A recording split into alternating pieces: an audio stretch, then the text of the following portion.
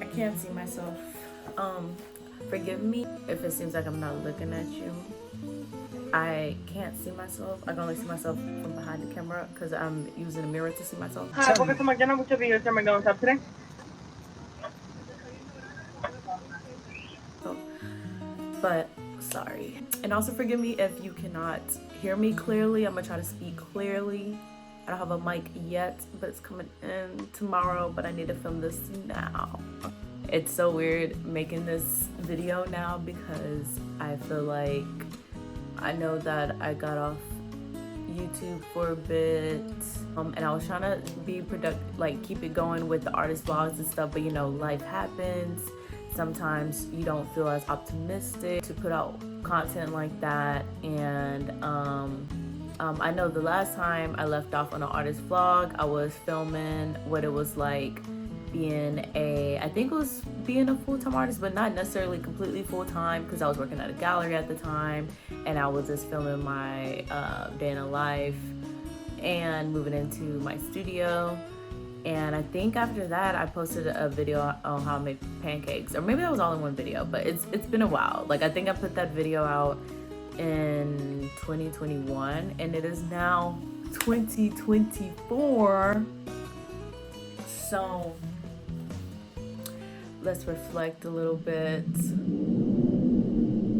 And yeah, I am ready to get this show on the road.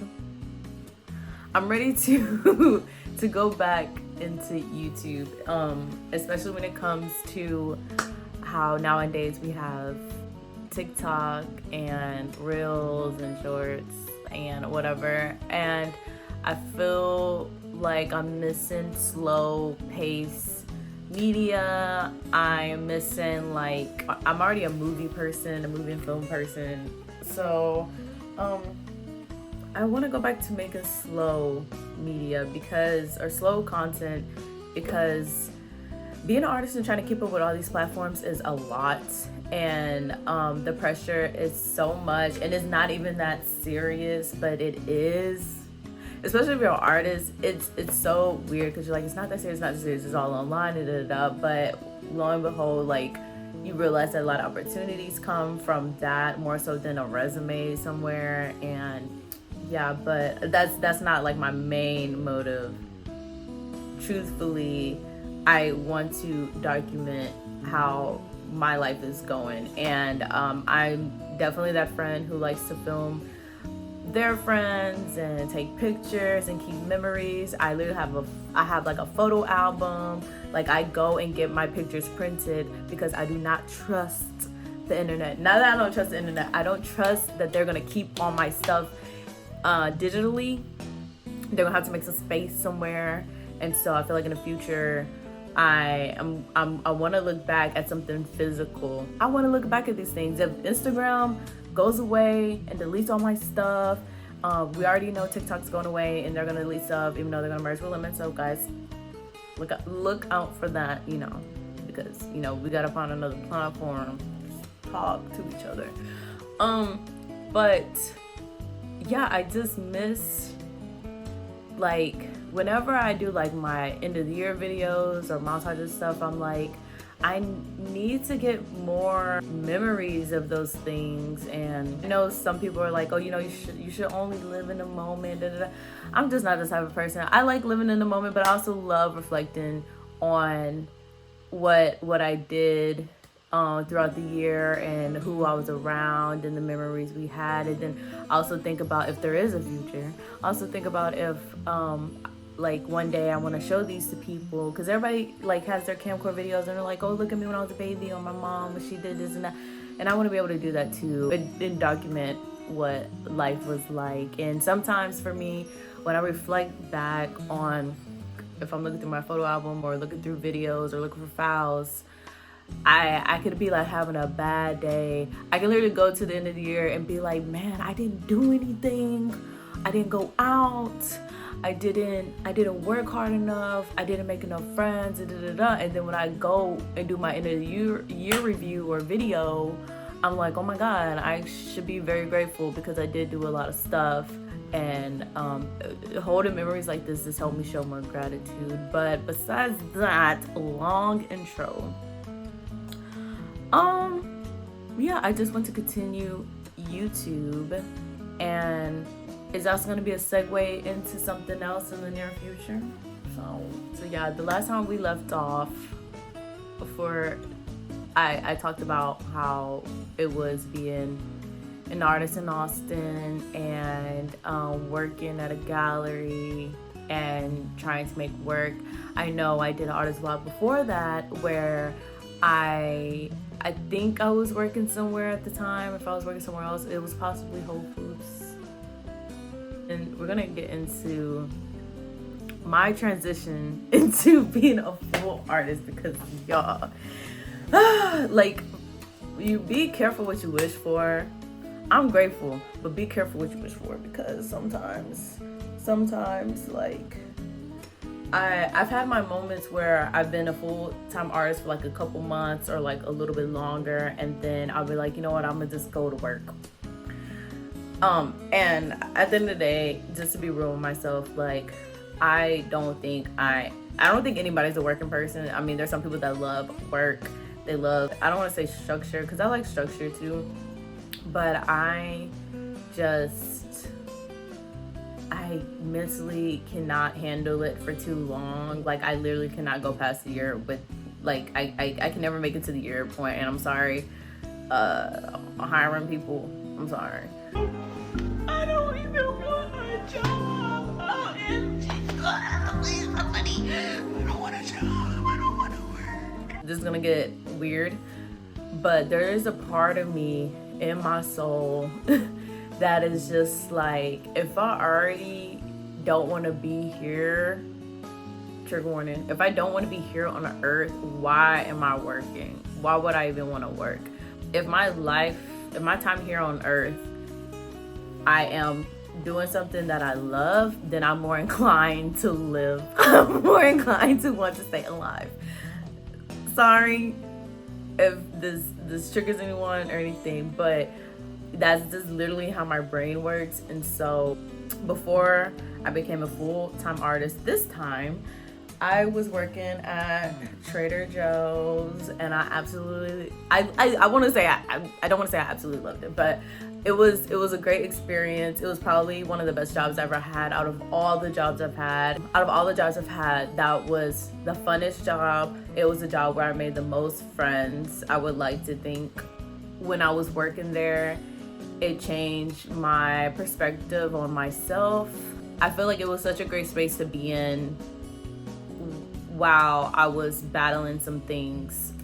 A lot of people were very positive. I was around a lot of people who were also artists or musicians or actors, and the vibe there was definitely like everyone had their passions, but we got to pay some bills because we live in Austin, Texas. Like, and I worked at the one downtown, and I liked it because it didn't matter if it was a night shift or the morning shift. I prefer the morning shift because I can get out at 2 p.m. and then go about my day, and I can like have more time to work on art. But the night shift, I loved. I would say I probably like the people more, but I loved because like I can also like work in the morning and work out in the morning, and then, or work on art in the morning and work out in the morning, and then go in, and then at night go party it up with just go party it up in Austin. And so, and then you can go to sleep at like a little later, and then go to work at 2 p.m. So, or be at work at 2 p.m. But I am the worst. Like I said, if it's just not in my soul to work for something for a long period of time if it's not necessarily serving me. And I know that there are people out there that absolutely have to work, who have kids, who have bills to pay.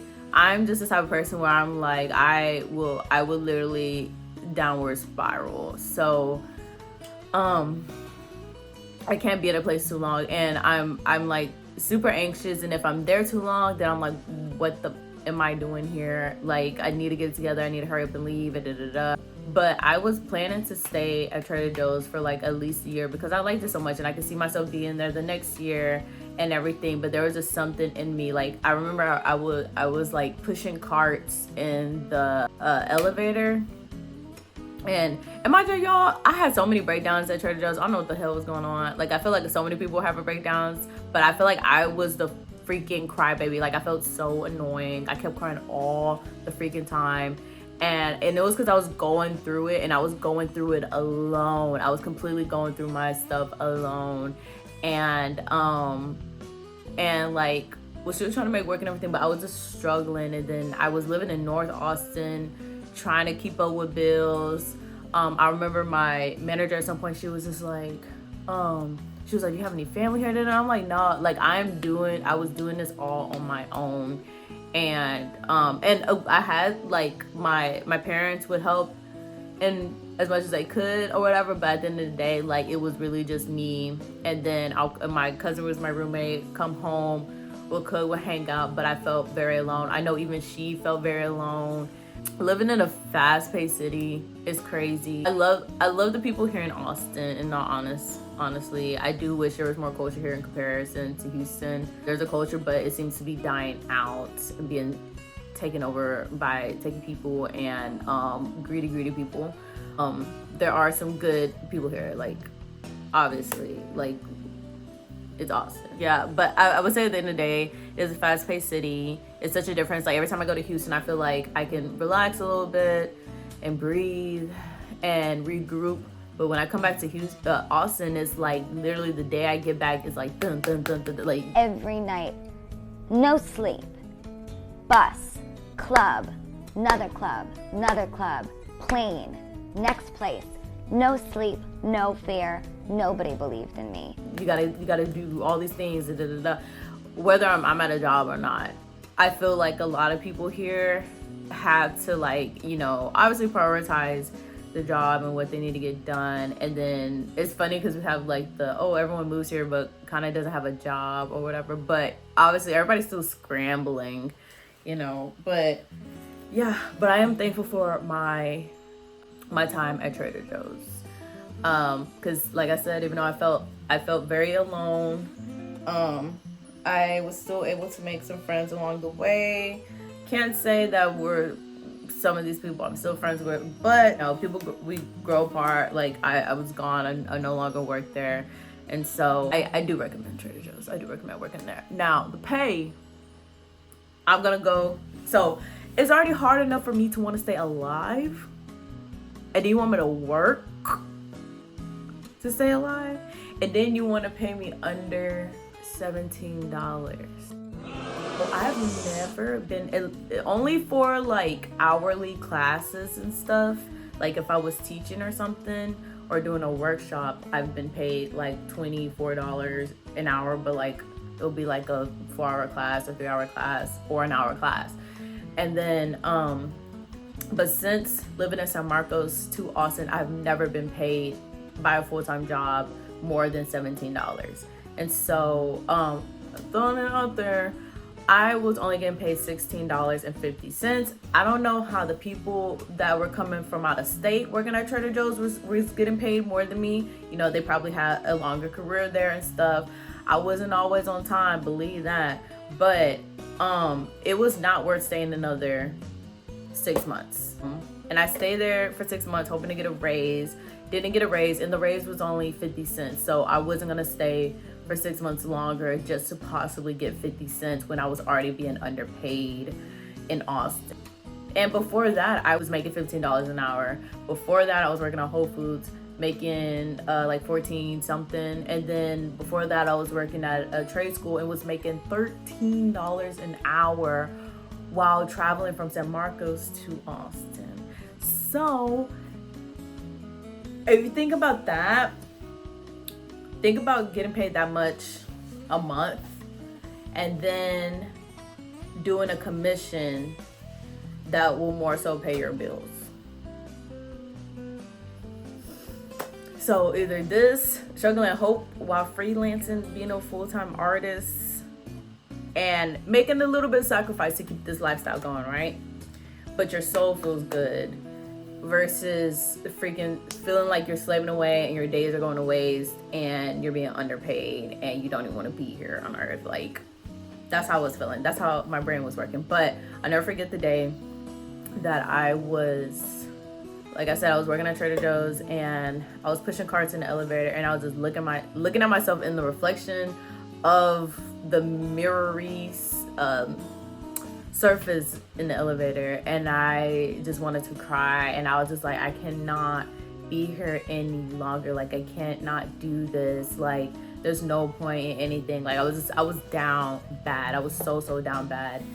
And I think I, like, in that moment, and I still have flashbacks about it, but in that moment, I was just like, girl, you need to get out of here. I don't know how you're gonna do, but you need to get out of here, and we're gonna manifest this. We're gonna do what we can, and blah blah. And so I think that's what made maybe my reality change or my perspective change a bit. But yeah, but after a while, like, I still just kept doing what I needed to do. I was also still modeling on the side, and then like doing gigs here and there, doing shows, just putting my artwork out there, building my personal portfolio up some more. And then I went on my birthday trip to Costa Rica, which I worked really hard for.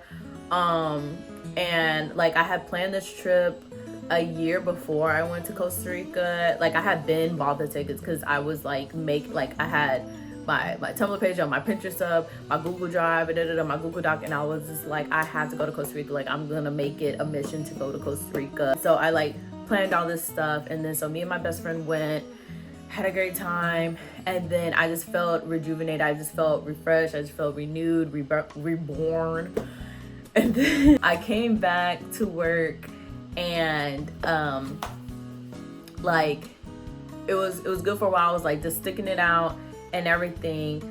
And at the same time, I was working on a mural, and I was slaving away. So like, I think at this time my hours, I think I was shifting from night to morning, and so my hours were like messing with me and stuff, like physically and mentally. And then, but I needed the morning shifts, and then because I needed more time for this mural. And then also at this time, like, I was getting ready to move because we could no longer afford the rent in North Austin. And so I was getting ready to move in with my best friend Diana, and we moved like a little bit outside of Austin, and so rent was gonna be like a bit cheaper. And it was just like a lot, like coming back, finishing this mural, and then all of a sudden I have to like move, and like, it was starting to take a toll on my body. And so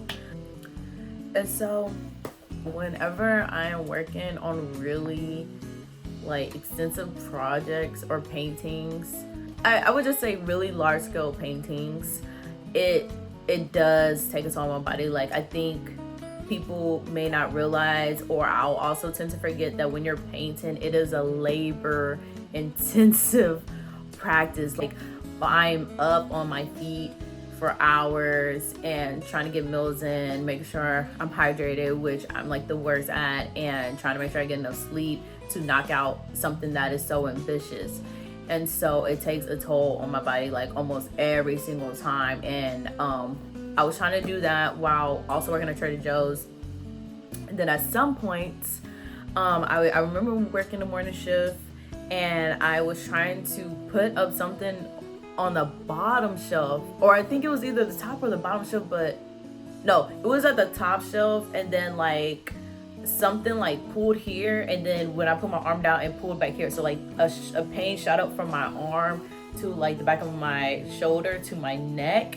And then like it felt like a pain that shot up, and then like a pinch, and then I was just like frozen, and I was like hurting, and I like my body was pushing me to cry.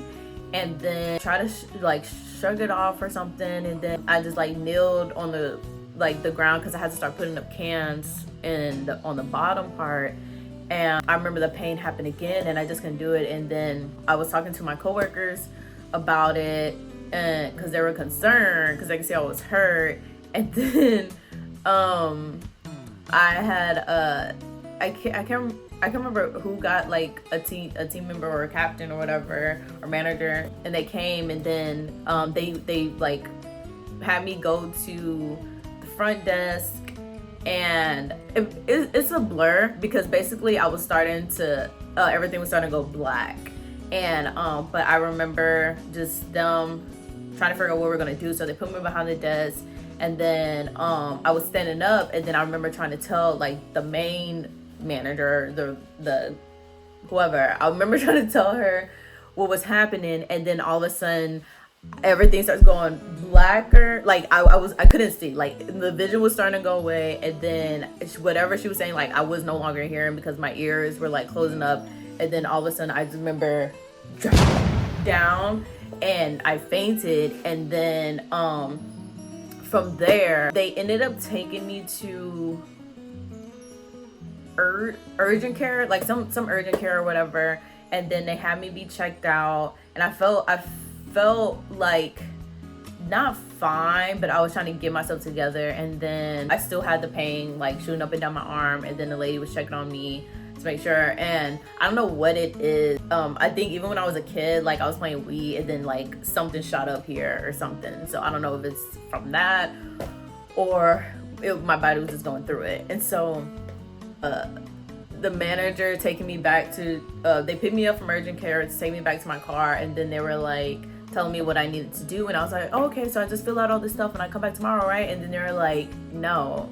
They were like, you're going home probably for like a week, and then we're gonna see how we're gonna move forward from there. And I'm just like, cause in my head I'm like, I need to work, like I need money, like how, like what's happening and stuff. But I went home, and then I'm also like, I have to like heal, but I also need to finish this painting.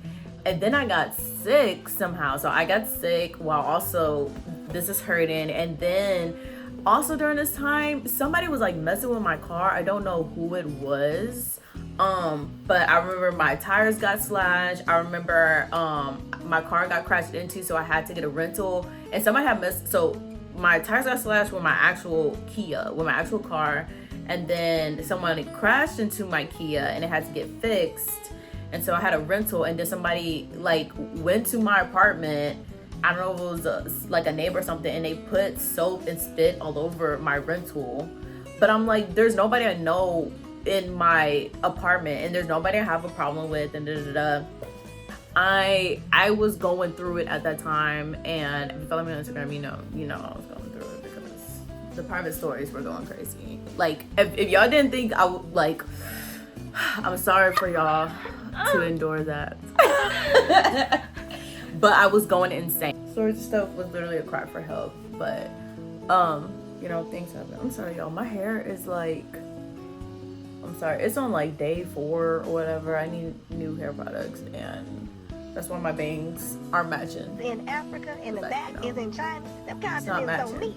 But Huh? so somebody was messing with my car, and that was taking a toll on me.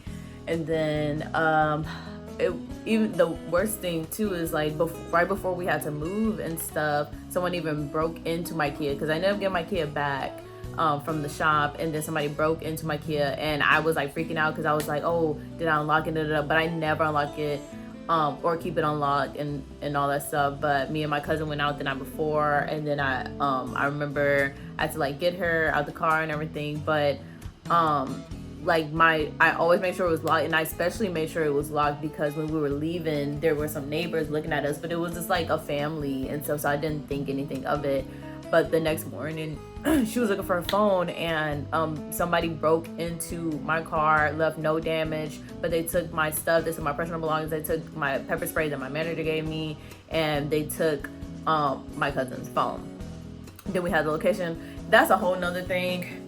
Basically, the cops didn't help at all. I even called them 3 times, put in a case, got a case number, went to the location myself because we had the location of where the phone was, but we couldn't do anything until the cops get there, and the cops absolutely didn't do anything. The apartment complex didn't do anything. Do not move to Kenya Ridge. They probably changed their name by now because they changed their name before. Don't go there. It is literally slap don't paint, acting like this luxury apartment. But I digress. Now going back to being an artist. So I was going through it, y'all. Then I moved. While I was moving, my parents had to help move, but they were doing most of the work because I literally had to keep painting this mural.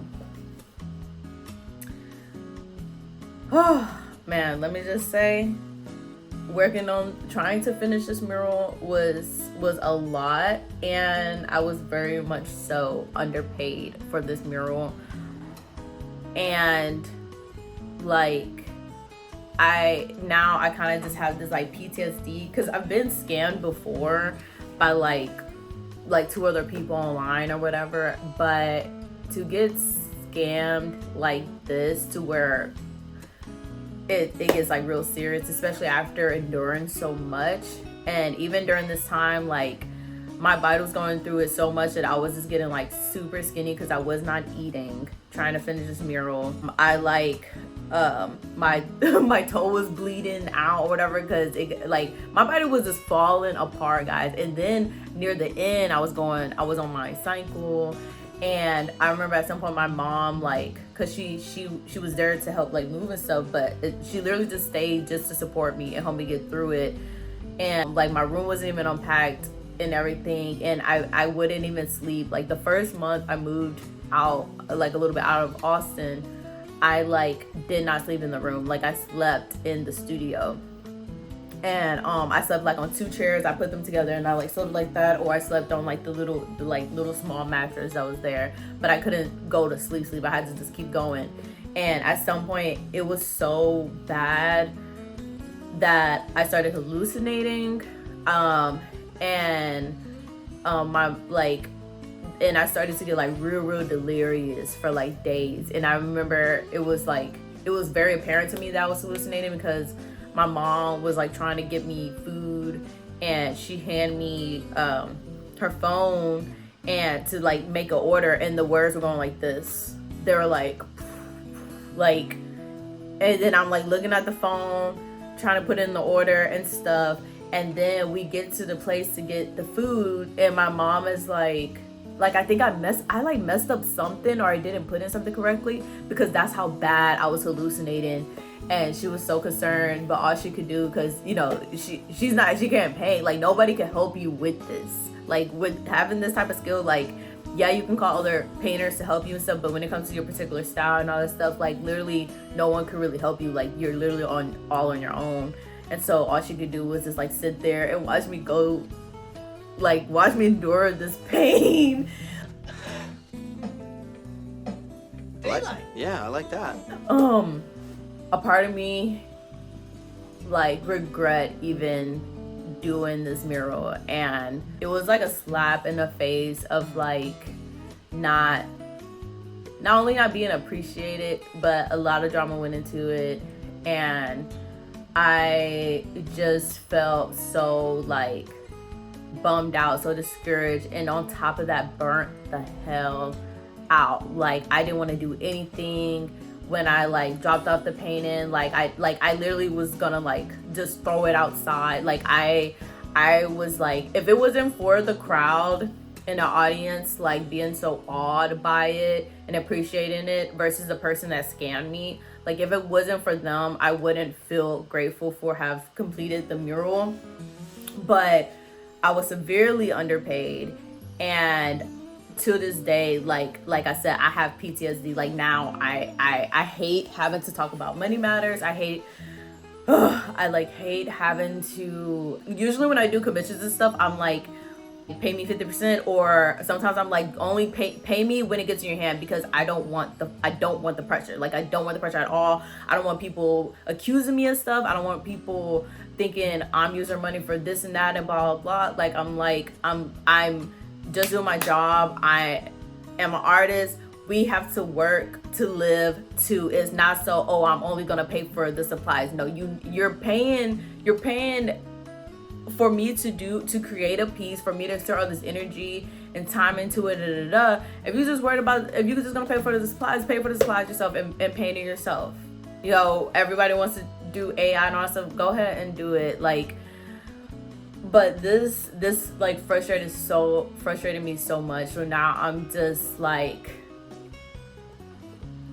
I'm just paranoid. Like, I'm literally just paranoid, and it makes me so anxious to talk about money matters. And thank God, like, I have my mom and stuff to like watch my back and read over contracts and go through stuff and blah blah. But it's just so, I would say, like, if there's the pros and cons to like being a full-time artist, definitely that. Check your contracts, double check them, make sure everything's in order, make sure you reread things 1,000 times, make sure you get up on the jargon and everything, like really educate yourself, like ask around, but do not sell yourself short. Do not ever undersell yourself. Like, I swear people, especially in Austin, I swear people try to gaslight artists into thinking like, oh, you're gonna get so much exposure, you're gonna get famous, blah blah. But a lot of the times they're looking for their own bag. Like, a lot of times they are like, some of these people are using artists as a stepping stool to what they think an artist is gonna give them. Like, I think they have this perception of like, oh, if I work with this artist, like she's gonna open up this door where I'm gonna get billions of dollars or millions of dollars or thousands of dollars, and it's gonna help us. Like, I've come across that type of person so many times living in Austin, and they could either not even be an artist, or they were once an artist and it didn't work out, and so now they're just like, I swear, like, there are people in Austin that are preying on artists, whether you're a musician, a visual artist, or actor, whatever. They're preying on you. And I remember learning about this when I was in school, and the thing was like, you know, never undersell your stuff. Just truly value your stuff. Like, hold on tight to your work, even if it's not selling yet, because like, I refuse to let stuff sell for higher whenever just because you died. But, you know, be self-aware. Think about if your skill level is up there. Like, do the practice, do the work. Don't be lazy about it. Even though I feel like some people, it's okay to be lazy. Like, you need time to yourself, but be real with yourself. But do not ever undersell yourself, especially if you're an oil painter. Do not undersell yourself, because people will, if they get a little bit of that energy, they're gonna take it and run with it. And that seems to be the lesson I continuously learn while being an artist. So it's like great because I'm doing this work, but oh man, like it really is crazy. And I know you hear about it in, like, when it comes to celebrities and stuff, like, you'll think that celebrities are making all this money and but they don't tell you about like how they're paying for a whole team. Like, everyone's life is dependent on this one artist. Like, a whole company is dependent on this one artist, a whole record label is dependent on this one, or mainly depending on this artist, or you're in a contract where you're in it for a year, or you have to make this many albums and blah blah blah. And that's why people go independent, or without a label and all that. And that's how people get caught up, and then eventually you're a slave to the industry. And I can totally see how that can happen so easily. like it's so crazy how fast like that could happen, just because either you didn't read something correctly, or because somebody, like, y'all, I'm telling you. So that was a devastating experience for me, and but I was able to do what I can. Like, I ended up having like a solo show in downtown Austin, which was cool. And I got to do artist talk and stuff. But the next thing that hits me, like, I'm thinking I'm doing good, everything's great. But literally before my show, I get in a car accident and my car is completely destroyed. It's undrivable. Even the cops are trying to help me, which was great. Like, they were doing the best they can to like make sure I was okay, and that I was doing what I needed to do to get things in order. But yeah, literally, it is now November, and I have not had a car since November of last year.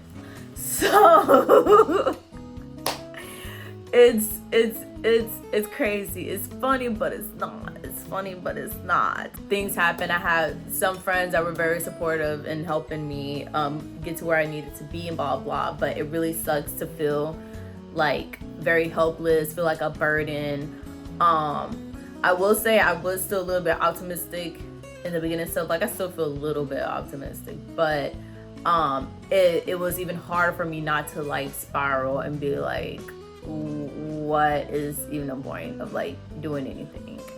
And I had stuff going on, was still working on like another project and everything, so like I had a friend, or he's my now boyfriend, but he was helping me get to the places I needed to be and everything, and my mom was trying to help from afar and everything until I was able to get a car. And then another thing that sucks is like I could have gotten another job, but I couldn't like go anywhere, and I live so like far out, and so but at some point my dad hits me up and he's like, hey, like we're opening this bar, like would you want to do a mural here, and and then at first, because y'all, like if I really want to and I'm really about like the mission or anything, I'm like I'm gonna do this for free and it's no problem. But he was like, no, like we got you on this and and so I was like, okay. And then at some point the project I was working on had went on pause, so then I was like, okay, I'm gonna come to Houston for like an hour.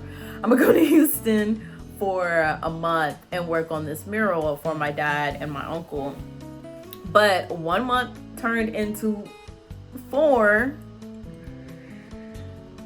but it was okay because their timeline was like they thought they was gonna finish in a month and open up in a couple weeks or whatever, but it was literally aligning with mine. Like we were both like they even made it a little bit past the 4-month mark. But it was a great experience because like I literally got to see a business from scratch.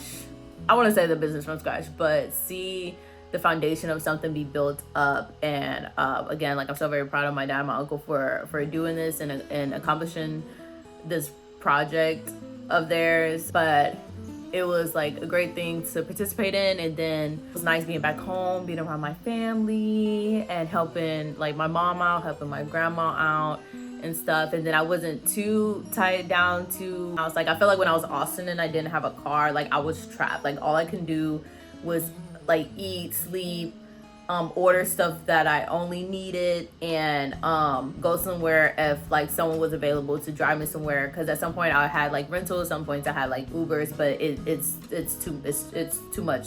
The expense is too high to keep doing that, and so I would literally be trapped in the house. Like I was going insane.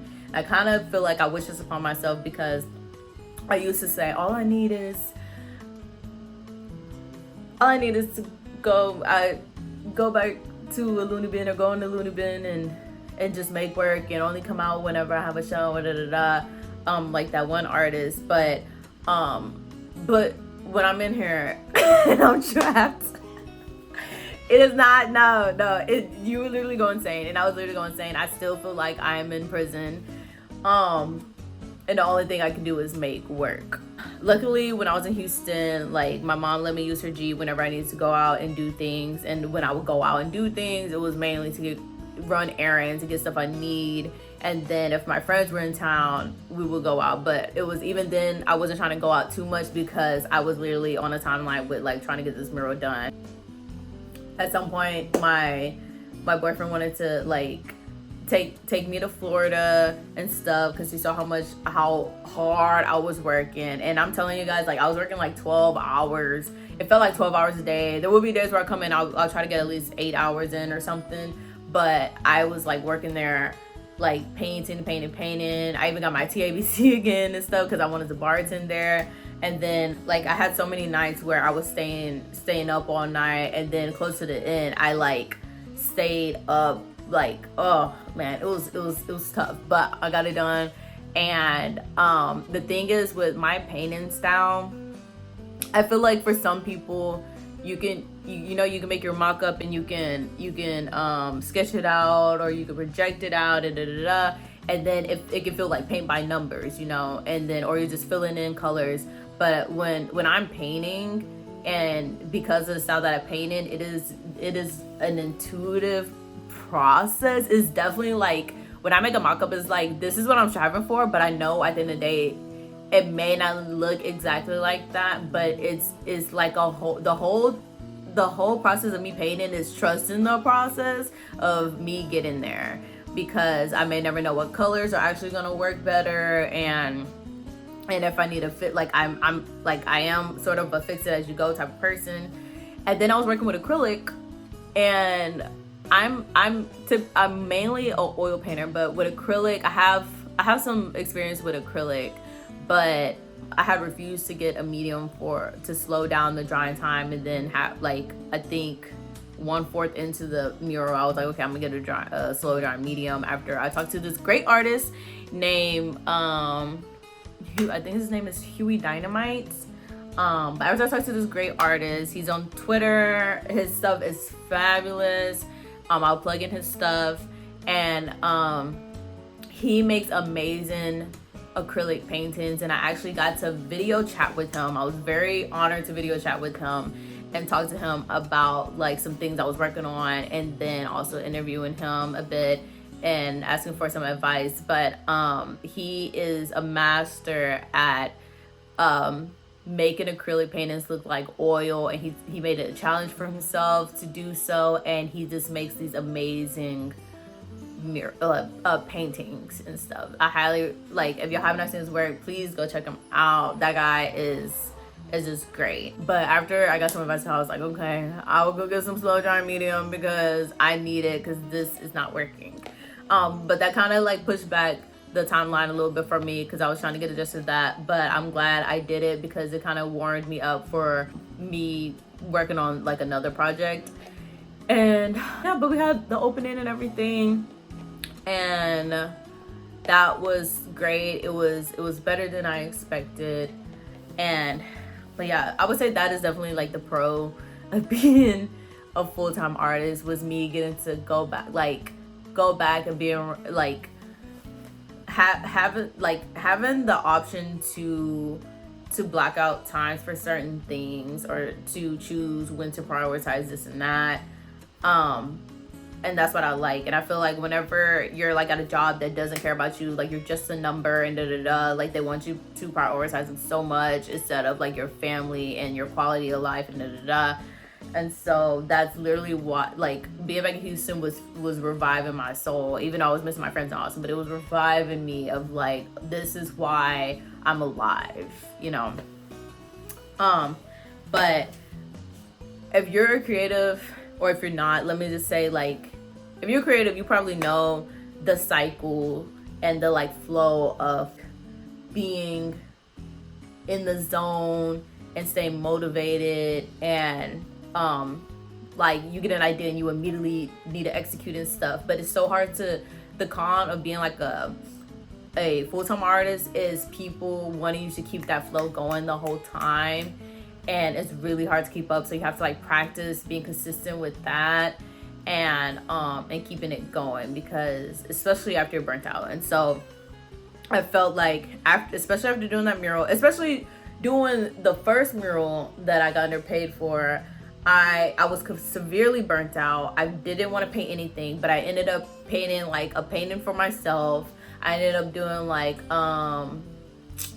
Valentine's Day work, and doing other stuff. And then I went ahead and then did this mural, and then I became burnt out again, because like I said, my body goes through it. So I got sick.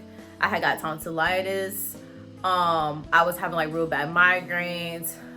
There was nights that I was like shaking, like I couldn't sleep, and I don't know if I was having like caffeine withdrawals or too much caffeine, and I was having really bad sleep paralysis. I was literally seeing people, like, again with the hallucinations, but it was real bad. But like, and then it was worth it. But keep in mind, when you're doing some labor intensive work like that, standing up all day, because I cannot paint sitting down. Like my proportions will be off, and I have to paint standing up. And since it's a huge mural, you're gonna stand up anyways. So, and I would be sore from standing up and taking so many steps. But yeah, just keep in mind that you may hit some burnouts, and you have to keep that flow going. You can also learn from that experience and be like, okay, when should I block in this? When should I block in like self-care? When should I block in like a rest day and stuff? Because I think when I was there, when I was there, and whenever I'm doing any type of work, I feel guilty trying to have a rest day. I feel guilty giving time to myself, and literally when I would give time to myself, it's only because somebody else is like, you need to sit your ass down, or you need a rest, or like you're going crazy and you're doing this and that because you're not resting. And then a lot of times I can see that either I'm probably not even progressing as much as I want to because my body's like done and it needs to revive and then come back in. Take care of yourself, because it will come and bite you in the ass. And I'm no longer in college anymore. I can no longer stay up at 4 a.m. and then get 2 to 4 hours of sleep and go knock out into the another. Like, you can no longer do that. Yeah, because now I'm 28 now, and it's like I'm starting to be my age. So I want to promise to be consistent with my artist vlogs.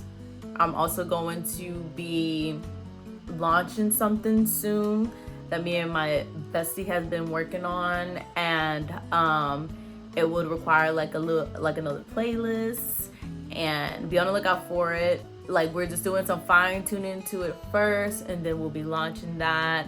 I plugged it into my friend's podcast, which was let me check. But yeah, I plugged it into his podcast. My friend's name is Daryl Dimps. He's also an artist and a professional roller skater, and he has a podcast called Fine Arts with Friends, which is where I had plugged in what we will be launching soon. We actually wanted to launch it earlier than right now, but there was, not that we had any setbacks, there was just some other things need to be prioritized, and both of our plates got loaded with things. So be on the lookout for that, because I'm super excited for it. And I am going to strive to post at least 4 times a month. And when it comes to the YouTube platform, and the reason why I say 4 times a month is because I want to at least post something every week. But when it comes to editing and stuff, you know, it may take longer. But yeah, we're gonna strive for four videos a month. And thank you guys for listening, and I just want to say that I'm very grateful to be in the space right now. Like, we hit a lot of bumps, like big bumps. So we're gonna truthfully, after November 5th, it has been very hard for me to be optimistic.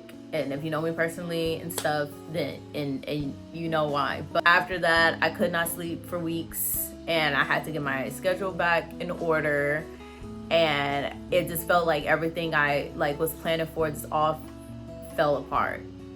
And then I got to a point where I was spiraling again, and I was just like, what am I doing here? What am I gonna do? Like, this and that. And when it comes to times like this, it's so easy for me to give up. But after 2023, I felt like I really laid down a foundation to fall back on, and to and really taught myself, while I was alone, really taught myself to how to use stuff like that as fuel, and the fire to, like, if you're angry about something, definitely use it as your fuel, is what I'm trying to say. And this is the time to, I say, like, a lot of us have collectively decided to step back and rest and give that love energy back to ourselves and just sit aside. But as a Libra Aries moon, it's really hard for me to sit aside and let things fall apart. It's really hard for me to sit aside and let injustices get away with what they're doing. And it's just like, I had to like sit with what was going on in the moment. But there's still a little bit of optimism in me, and then there's also that anger that is, girl, you better lock in and do what you're supposed to do as an artist, and that is to create and plant those seeds and utilize your creativity as a tool to build the reality you want. Build the reality that you think would be best for others. And some people may not agree and all that stuff, but like, if you see injustices and you can't stand and you feel like you have to do something about it, like, I feel like for me the best way I can do something about it is through art. And I felt like when I did my painting back in Costa Rica, that was the first paint I did in a long time where I was like, wow, I'm making happy art, because I don't feel so sad anymore. Even though I'm going through all this stuff, I'm like grateful that like I'm able to do something like this and and things are getting better But after what has happened after what has happened, I was like, are you kidding me? I'm so mad, and now I gotta make angry art again. I have to make angry political art, and it's not even like I have to make it. It's just like my soul hurts if I'm not making it. If I'm not exerting this anger and this like disappointment and all of this into my creativity, then it may go somewhere else that it shouldn't be. It may go off on someone else that doesn't deserve it, and at the end of the day, that's how I got into art in the first place. Like I needed my voice to be heard, and the only way I can do it was passively through my art, whether someone did agree with it or not. And then it hits back to like there's still work that needs to be done. There's still work that needs to be critiqued. There's still changes that needs to be made. And so if you are an artist watching this, or you're just someone that wants to get this update, but if you are an artist that is watching this, remember what is your duty as an artist. You don't have to do it and stuff. It is already a protest in itself for you to not like engage, or if you want to step back and take care of yourself first, because like they say, you cannot save someone if you're dead. You cannot save someone if you're already dead. But when you revive and you angry enough, or when it starts personally attacking you and happening to you, remember you have the tools to do something about it. So I want to end on that note and say thank you to everyone that is watching, and I hope y'all continue to watch my journey as it unfolds, as I will also be like incorporating other people's journeys and possible collaborations in the future. But thank you, and I don't know what should I say. Thank you, and goodbye to my baby bats. Bye.